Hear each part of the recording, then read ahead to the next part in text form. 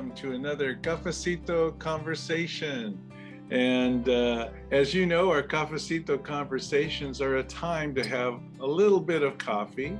So we have our virtual coffee house here, and I have my friends with their maybe not so virtual coffee in hand and a tea. I think there's green tea represented as well. And so thank you so much for joining us. And we are just delighted that I am joined today by Alan Oda and Jennifer Elrod. And they are co-chairs of the AMA, the Asian Mosaic Association, which is part of, under the big umbrella of the Mosaic, APU's network of faculty and staff ethnic affinity organizations. So I'm going to have each one introduce themselves and a little bit about what they do at APU and highlight a little bit about their role in AMA. So Alan, can you kick us off, please? Sure. My name is Alan Oda. I am a professor in the Department of Psychology. I am also the co-chair with the Faculty Diversity Committee and also co-chair with Ms. Elrod for the AMA. I am a born and raised LA person, and I am a first-generation student from parents from Japan. And I went to UC Davis for my undergrad, Cal State Northridge for my master's, and UC Riverside for my doctorate. And I've been at APU now for the last 26 years. Wow, Alan.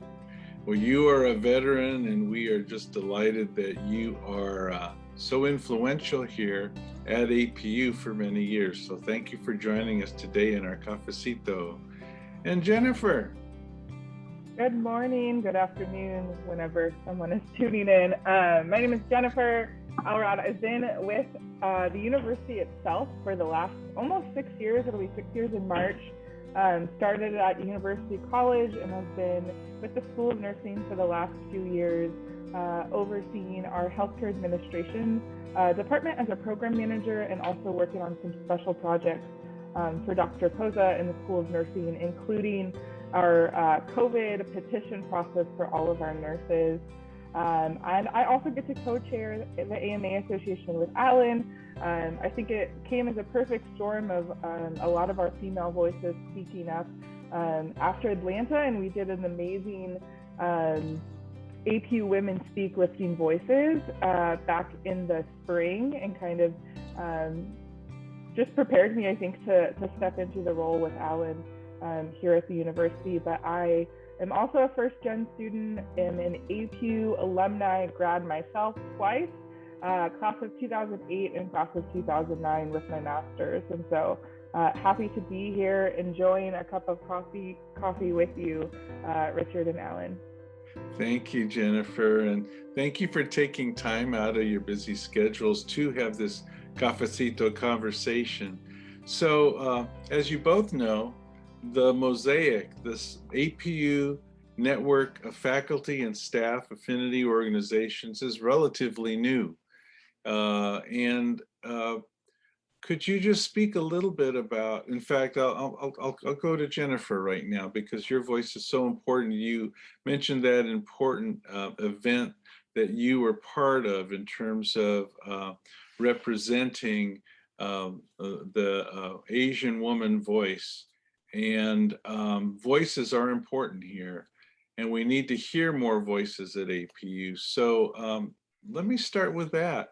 As you think about giving voice to diversity, equity, and inclusion, how can our Mosaic groups provide that avenue for people to listen and hear about issues that are resonating with the AMA, of which you co-chair, our BFSAA, the Black Faculty Staff and Administrator Association, as well as the Latinx Faculty Staff and Administrator Association. So how can this mosaic provide the important voices that need to be heard?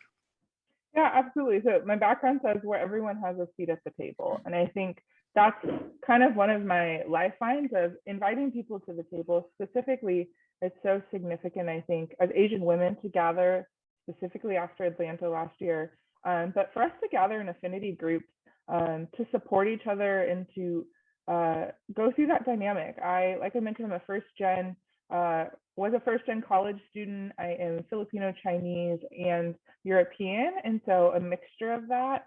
And so it's really important to have these conversations. And I think community plays a significant role. I'm one of many beautiful Asian, strong, resilient women at this university. And so I think gathering in community as people of color is really important, specifically within AMA, but then also in the larger scale of Mosaic, what it means to gather around the table and to talk about issues of diversity that are important, to talk about issues of renewal, at the university that are important, and the significance of just gathering together and sharing common voice and voicing concern, but also gathering around food and the significance of food being healing and bonding people together. Very thankful that we had the opportunity to have that lifting our voices episode last year, and I've formed a beautiful friendship with some of these women together. And I think there's beauty when we're able to speak our voice and to lament together and to gather in conversation around a cup of coffee or around a bowl of ramen or a platter of sushi, in mine and Alan's case, when we meet. Thank you, Jennifer. So voice is important, and the time we take to listen is important. And in that moment that we create for each other, whether it's virtually or actually in the same room, there are many aspects and dimensions that are so critical for nurturing diversity at APU. And you mentioned lament, and you mentioned also the joy in being together. And we need to embrace all forms of communication. So thank you for being part of that. So let me bridge that thought of voice. And Alan, I'm going to turn to you now. And as you think about the mosaic, so now we have a structure in place. AMA, BFSAA, LFSAA. How do we maximize that to really leverage the diverse voices that we have among faculty, staff, and administrators? I think back to the scripture that when the Apostle Paul says that to the Jews I became a Jew, to a Greek became a Greek, to I became all things to all men in order that I might reach some. And that's kind of a theme that I think has been important for me in understanding diversity. It's important for us to understand what is it that our staff, our faculty, and our students hear. What language are we using? And I'm not necessarily talking about whether I say it in Japanese or I say it in Korean or Chinese or something such as that. I think there is a different voice that we need to take into consideration with the students coming with different experiences. Some will come in from families that have privilege, that they were able to come to our school with some good resources, financial and otherwise, and others are, again, the first generation students who will be going home every weekend to work with their family business.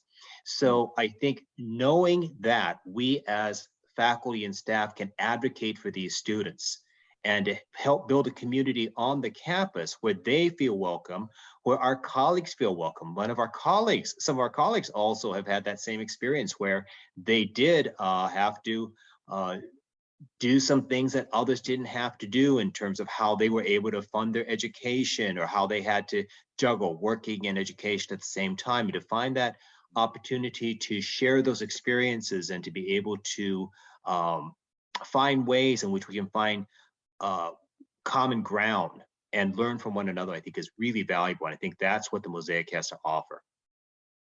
That's so true. Thank you, Alan. The common ground. As we think about the common ground, and scripturally we've heard and read about, how, to cultivate a garden and to till the soil is so important for a vibrant, healthy crop to flourish. And so let's talk a little bit more about tilling the ground. I guess in this picture I'm painting right now. Um, so we have individual voices that we've been able to feature in events, like Jennifer mentioned earlier. We have the AMA is just poised right now to till some more soil of diversity, equity, and inclusion at APU. And a backdrop to all this is that we're still wrestling with the COVID pandemic. And sometimes we're on campus, sometimes we're not. So, and I'll put it out there for both of you. What's resonating for you right now in terms of those next steps of tilling that soil, of building our community? What might AMA be either doing in the future or in the near planning process to bring people together and to feature voices and to build community? What is that looking like initially in your AMA planning?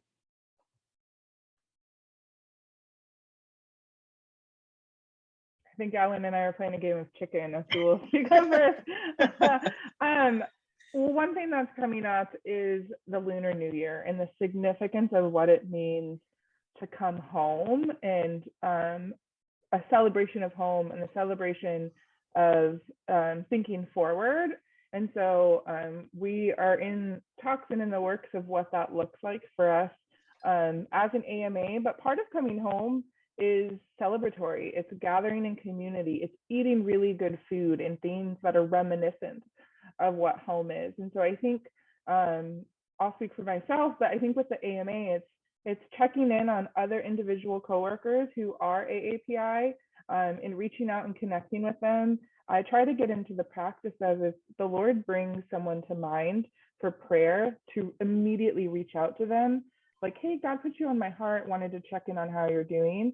And so that can be done within our AMA community, but also at a greater, larger scale. But then also sending that text message, or even if people ask for prayer, to pray with them in that moment, to text that specific prayer that you've said. I love the analogy of the garden. My devotion this morning talked about the significance of us being in tune with earth. And part of that is tilling the soil, and the significance of pruning, I think, in our own lives, of the accountability and just the opportunities that we have to connect with one another, to grieve, to lament, to be in joyful moments, I think are really significant. But also, I love the verse or the story in Matthew where it talks about the friends carrying their friend to Jesus, like literally ripping the roof off and lowering their friend down to Jesus. So like, how are we as staff and faculty pointing each other closer to Jesus? How are we pursuing that God first mission within each of our individual roles, but as a collective role of how is our diversity pointing us closer to Jesus and reconciliation? And what does that look like, and the significance of that? And so part of that is gathering monthly, quarterly, and connecting with individuals. But then also for me, food is I teach a food justice course. So food justice and coming together over food and learning about resiliency and oppression is so significant as well. And so I think tilling the soil and pruning the ground allows us for new growth. It allows us for renewal and to see forward what that looks like in the future as we continue to move forward with AP's vision of God first, and continuing to honor that and honor each other in those dynamics and in those departments. Oh, thank you, Jennifer. Thank you. What you captured there in your reflection, at least for me right now, is diversity, equity, and inclusion are active, not passive. In fact, for that to be alive at APU, or alive in our world, alive in our personal walk, it's active. It is I mean, as you were talking, I was thinking of motion. It moves us together. Yeah, and my life verse, it's tattooed on my wrist, is 1 John 3:18. Let us love not in word or truth, or not us love not in for what it means for us to love in action, and truth. That we can say that we love each other, but the greatest thing that we can do is show our love. Yes. And I mean, Jesus did that on the cross. He didn't just say, I love you guys, but God sacrificed his son as an action of love. Yes. And so the significance of, I can't just say that diversity, equity, and inclusion matters. I can't just sign up for the program of diversity ambassador and put a label on my signature and say, yay, I'm a diversity ambassador, but I have to do the active work. So that means speaking up against microaggressions, or that means speaking up in moments of how do we honor and support our colleagues, and how do we see them, whether they're international students or students locally, how do we bring voice and Yes. bring action and concern and love to that. There you go. And let me add something in that too, Please. and that is, I think there's an active listening component of that. That as I hear Jen share, and just reflecting on what you were saying, Richard, about some of the things that you do in tilling the soil. I think in terms of, as you till the soil and you prepare the land and things like that, that you're going to find various things in the garden that you didn't expect to see. I think there's a lot of untold stories out there, and I think that we have the opportunity to have these people heard. I think that's one of the things that I think is very valuable about what we do in the Mosaic, is that this would be a place where they can tell their stories that may not necessarily be received in other venues. And I think that that's why this is really valuable. So I think it's both active speaking out, which I think is definitely an active process, but also that listening can also be active, seeking out those people who normally don't have the chance to have their stories heard by others. Alan, beautiful. I had this vision of something we normally don't think about it in this context. It's almost like a t-shirt slogan. Listening is active. Active listening, we have kind of toyed with that phrase, obviously, but listening is active, in which we are intentionally focusing on the other. We're intentionally absorbing what someone else is saying, and we're intentionally open to their world, to what they're speaking. Let me give you an example of that. There was a series on PBS very recently about Asian Americans. And one of the things that they pointed out, and one of the things that I've done, especially including psychology, is also I've done Asian American studies. And I was reminded quite clearly that our roots come from our friends in African American studies. If there wasn't African American studies, there would not be Latinx studies, there would not be Asian American studies. So what can we learn from each other? I think that that's where the concept of mosaic comes in very valuable, that we can definitely learn, we can each have that seat at the table and learn from each other's stories, learn from each other's experiences, because we do have a lot of common ground that we can learn from one another. Oh, that's beautiful. So, active listening, or listening actively, creating and tilling the soil to provide opportunities for the community to learn from one another. I'm going to keep coming back to AMA now and our mosaic groups, because we're still relatively new. When I say we, I'm talking about the BFSAA, the LFSAA, the AMA. And frankly, our influence is still yet to be seen. So, in tilling this soil and providing these opportunities for the community to listen, how might we collaborate across our mosaic groups to provide those opportunities for learning from one another?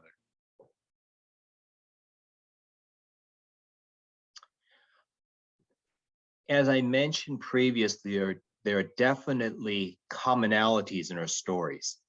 And for us to identify what those commonalities are, as well as the distinctions, I think is something that could be a very valuable tool. And I think that the mosaic is an outstanding opportunity to be able to, again, listen actively to what is going on with our African American colleagues or with our Latinx colleagues. I think that the other thing that, and I keep going back to this, is that if we're going to be a campus of diversity, equity, and inclusion, it starts with our staff and faculty, because that's going to then make our campus able to receive and to encourage the discipleship of our students of color. So I think there's a big picture of this that we also have to take a look at in understanding the whole concept of the mosaic. So true. Jennifer, what are some of your thoughts there? Yeah, I think Alan makes a great point, is it does start with our staff and faculty. It starts at the top. And I think when the top of your leadership is doing the things we want to see vision in, it trickles down. And so it's starting at the top, with diversity conversations with the president's cabinet and the board and the president. And I know it happens with our chairs. We meet once a month as chairs for all of the affinity groups together as Mosaic and are discussing these things. But then I think it also, Andy Stanley has a saying like, do for one what you wish you could do for all. So starting with one person and going to coffee with them. I know I've gotten to have coffee with several people, whether virtually like this or face-to-face when it feels safe with COVID, of having those individual coffee conversations and sharing stories and talking about the things that are happening and bringing active listening to that, bringing voice to that, and even encouragement of like, this story needs to be told. How can we connect it? Or, validating the stories that are told, I think is really significant of, that happened to me too, or I've experienced that in bringing voice to that. But I think it impacts us as a staff and faculty. We are the workers on the ship, steering the ship of APU forward. And so I think when we're healthy as staff and faculty, and when we feel seen and known, it really trickles and makes an impact on our student. And then we in turn want to be a safe space and place for students, that they can gather together and they can feel seen and known and loved in that capacity of their Imago Dei. The significance of our Imago Dei is so important in how we see one another. So like, my Imago Dei as an Asian American woman, and Alan's as an Asian American man, and yours, Richard, as a Latinx man leading out these DEI initiatives, and Dr. Hall, and those are seeing the Imago Dei in one another, I think is really helpful. But how we continue to move forward, I think starts at the top. It starts at the staff and faculty of, gathering in this space. So the first step, I think, is the Diversity Ambassador Program. It's connecting with Mosaic in those spaces, and then continuing to read books and to learn and to watch movies. Alan mentioned PBS. PBS is great. It's the best $5 I spend a month on a subscription, because there's so much good content. I mentioned I teach a food justice course. Hulu has so many things about diversity and understanding. Like, I watched a documentary last night about donuts and the significance of, more than 65% of private-owned donut shops are owned by Cambodian refugees, and knowing and understanding that story, and what it looks like to support local businesses in the midst of COVID. So it's all intertwined, and I think it's beautiful when we can begin to know and understand those stories and create voice to them in safe space. But yeah, it starts at the top with us as staff and faculty, and the board and the president's cabinet and all of that, and it trickles down, and that really makes an impact in this vision of renewal and what that looks like for APU moving forward. And I think one of the things too about APU is, to be blunt, it's known that we have one of the most diverse campuses in the college Christian community. And for us to not somehow be able to use that gift to our advantage, just to me is a waste of what God has provided us. I mean, Amen. we have a campus that is so different than when I started with 26 years ago. Yeah. And to have these opportunities and not do something with it, I just think is squandering God's blessing. So Amen. Yes. whatever vehicles we have to use, and Mosaic being, I think, an important component of that, diversity ambassadors another. I especially want to recognize the work of Dr. Keith Hall, what he does for us as our vice president of diversity has been amazing. Obviously, we want more, but at the same time, the fact that our university does recognize the value of diversity, to have a vice president that oversees that, I think, does say something about our campus. Yes, most definitely.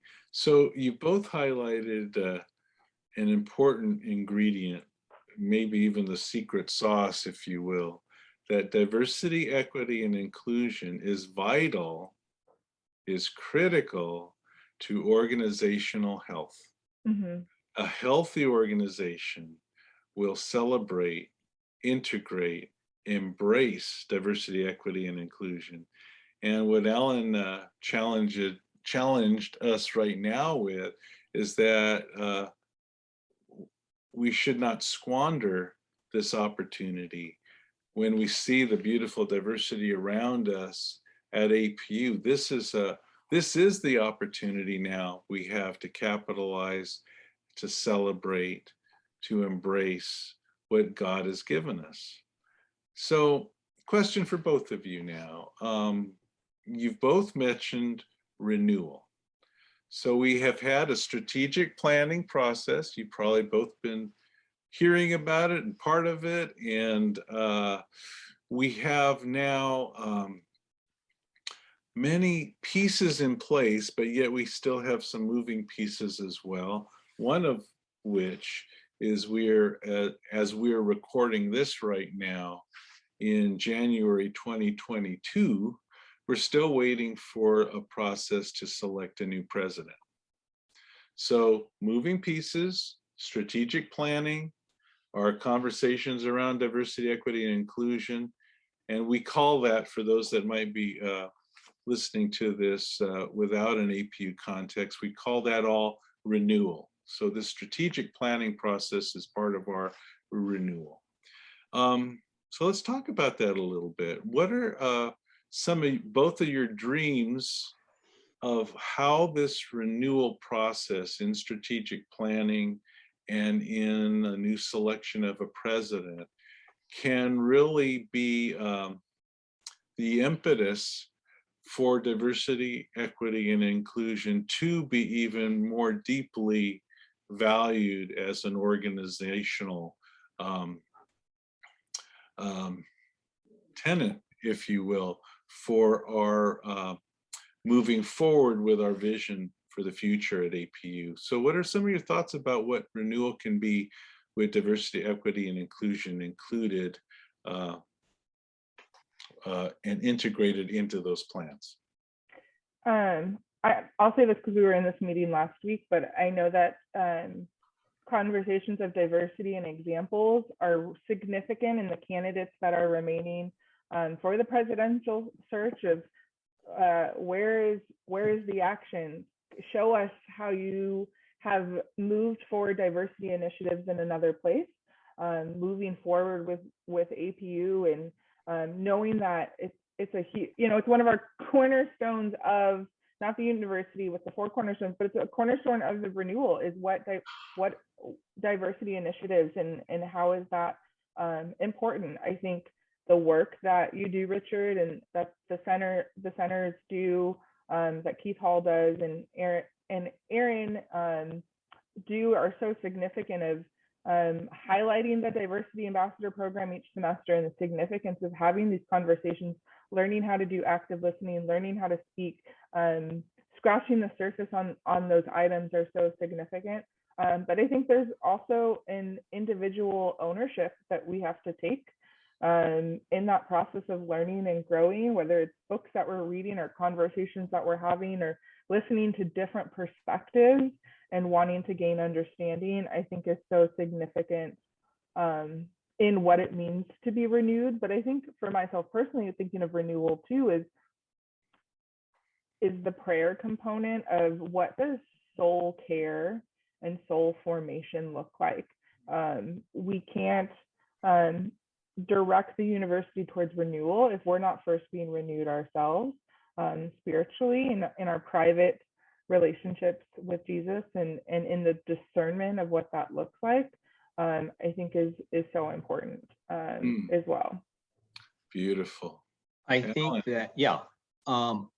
I think that one of the things I would like to see is with the leadership embrace is this idea of both the academics of APU being important as well as the experience of APU being important.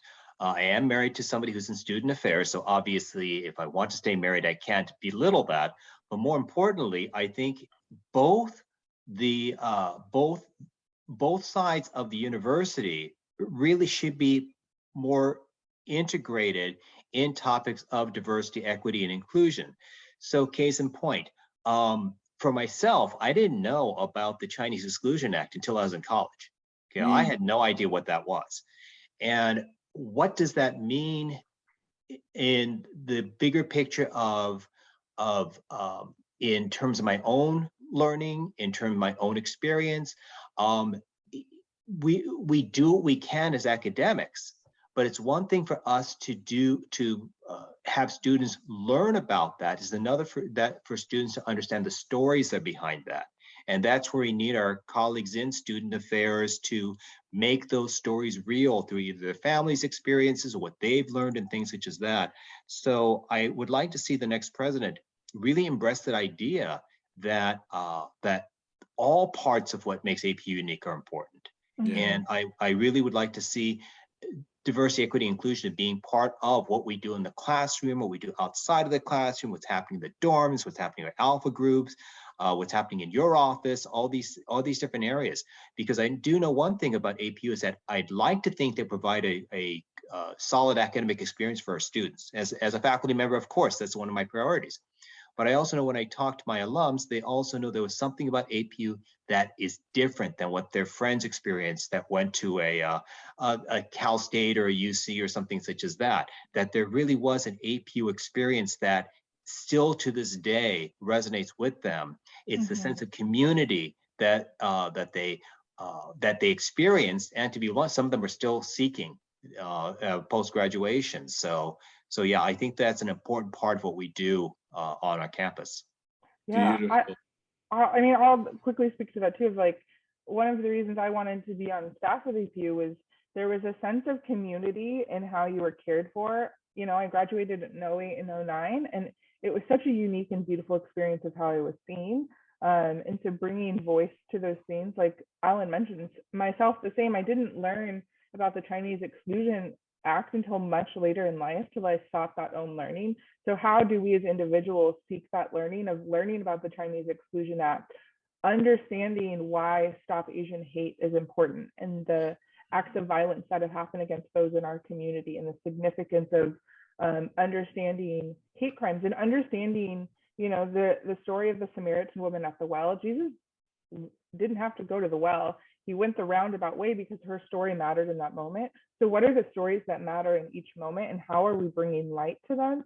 So whether that is, you know, there's a lot of things to list, but whether that is our Asian brothers and sisters, whether that is the significance of what happened in 2020 and George Floyd, and us bringing voice, that we shouldn't have to be banging on the gates asking for voice and statement from the university, but it's something that is immediately at the forefront of how do we bring forward diversity, equity, and inclusion conversations and reconciliation, that it's seen on all levels, not just us shaking at the gates. We need to talk about this. This is important.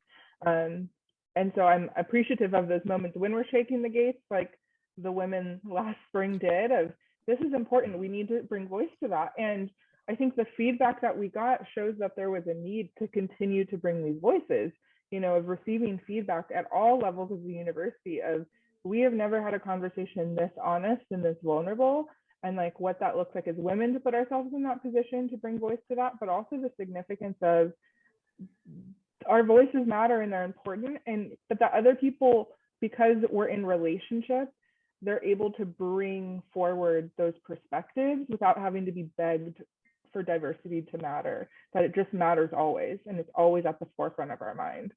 Let Yes, me throw in a personal anecdote, if you don't mind, Richard. I mean, please. I personally exemplify what the progress that we've made here in the U.S. My grandparents were in the internment camps, and here I am with my PhD working at a university, and somehow I managed to make it for the last 26 years. So hopefully I've done something right. At the same time, during the whole AAPI hate experience I think we're still experiencing, to be absolutely honest. I worry about my 93-year-old dad, my 86-year-old mom taking walks in their neighborhood, and to get phone calls from them saying, you need to be careful when you go out at night and things such as that. That concerns me that even is still an issue, if that makes sense. I mean, it's great that I was able to somehow navigate my way through the school experience and things such as that, and be able to work at a place like APU, which is great. I mean, in 1945, 46, that probably wouldn't be a consideration. At the same time, the fact that I still am concerned about the safety of my AAPI brothers and sisters, especially my sisters. I was really, really taken aback by some of the things that that panel that Jennifer was on, and some of our other Asian Pacific female colleagues were part of. It was just frustrating to hear those stories. And I knew they were out there, but to hear them that personally shared just really hit home. It was just a very almost a life-changing type of a voice to hear. Yes, life-changing voices. And like Jennifer said, those opportunities for voices to be heard, for the stories to be told, and for that moment to matter. Those moments are what we need to replicate, so that it's not something that is isolated to a special event, but it's a norm on campus. And your voices matter. And we thank you for spending time with us today in our little cafecito conversation in my virtual cafe. And once again, a cafecito is a little coffee, but it's a time in which we honor each other. It's a time to listen and hear, and to truly value one another. And so thank you, Jennifer. Thank you, Alan. Do I have 30 more seconds before we go? Well, of course. You have not talked about the value of the diversity ambassadors. All right.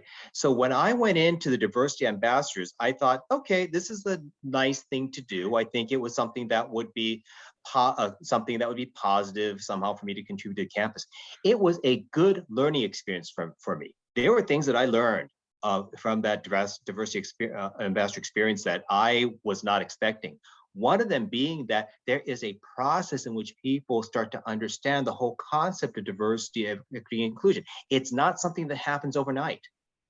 And to understand this also, well, maybe because I'm a developmental psychologist, that to see that it's not going to happen just in one, it's not just happen in just one particular revelation. That's going to be a series of experiencing different truths that get to a person to understanding, being, as you say, color aware, I think was invaluable. So I just wanted to make sure that was stated before we signed off.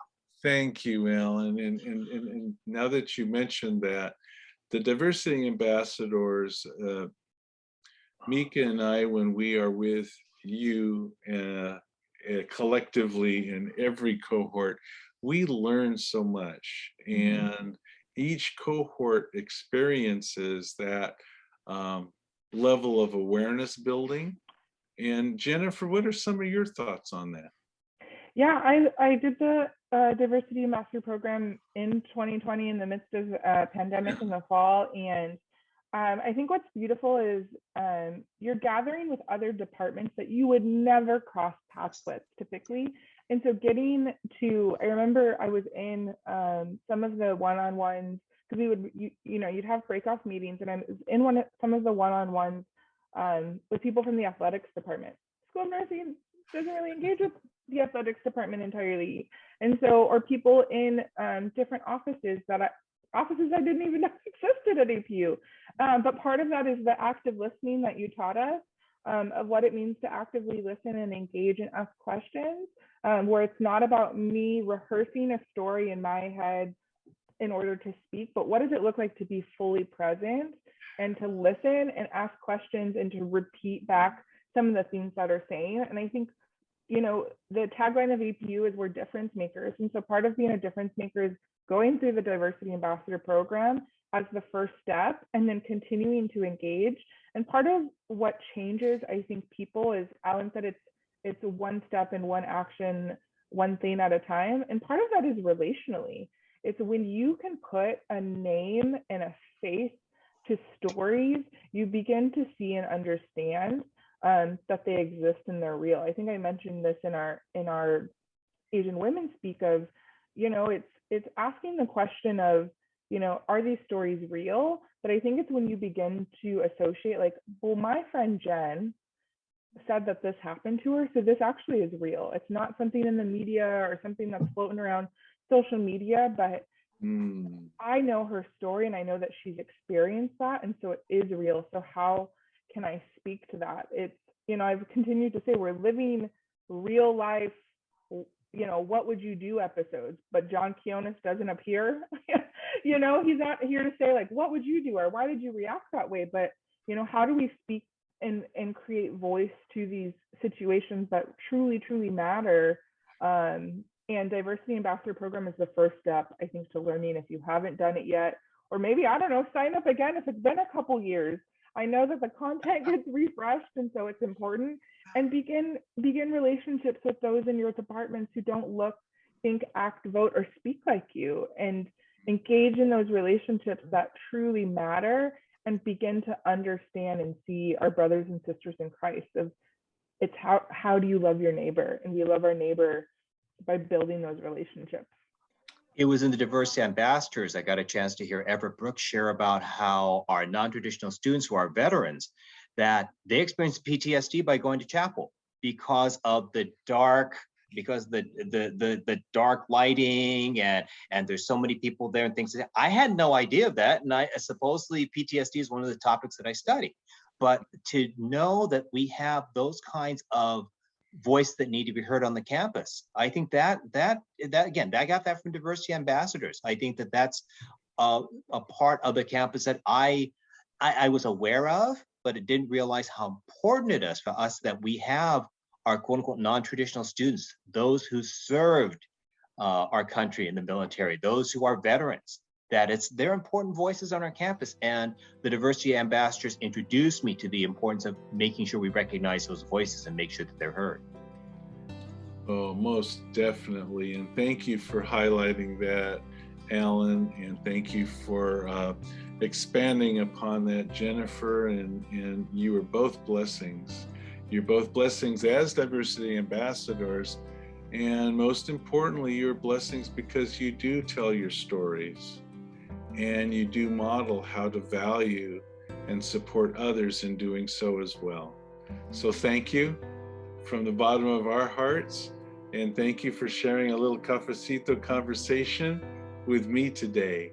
And God bless each and every one of you who are joining us today, whether it is on our cafecito or on a podcast. And we look forward to the next time we can have a coffee together. Thank you very much. God bless.